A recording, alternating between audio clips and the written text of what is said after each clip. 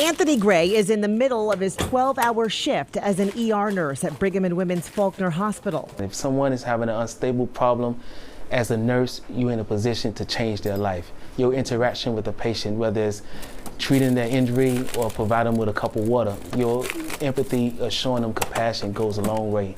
That's why I chose nursing. That's why I love nursing. He's been a nurse now for 14 years. However, Anthony says medicine hasn't always been his dream.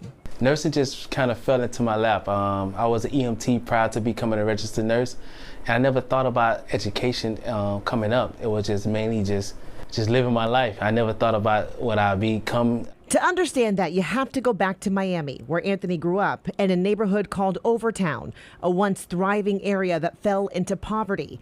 For Anthony, that meant constant exposure to gun violence and drug abuse.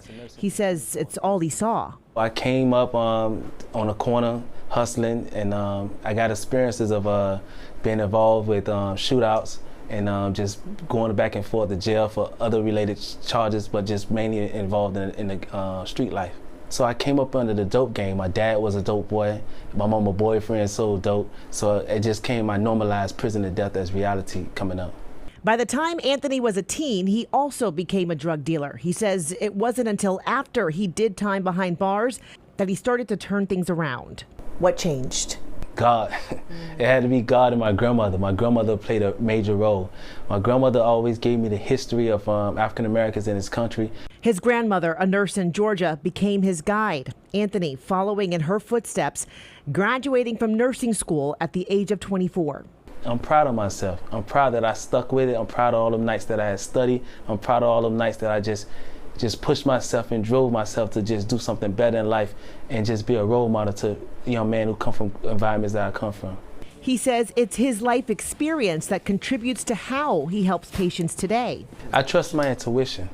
You looking at nonverbal cues and seeing how people interact, whether it's eye movement, hand gestures, it could go a long ways. Now Anthony's mission goes beyond the ER, his goal to be part of the solution in reducing gun violence. On June 19th, Anthony was awarded the Ralph F. Brown Jr. Award at the Juneteenth Emancipation Observance in the city of Boston for his work as a leader, building positive futures for kids in the community. For Anthony, he says it's all about the next generation. Creating change, I want to focus on that and just change my environment, change the concept of being somebody in life.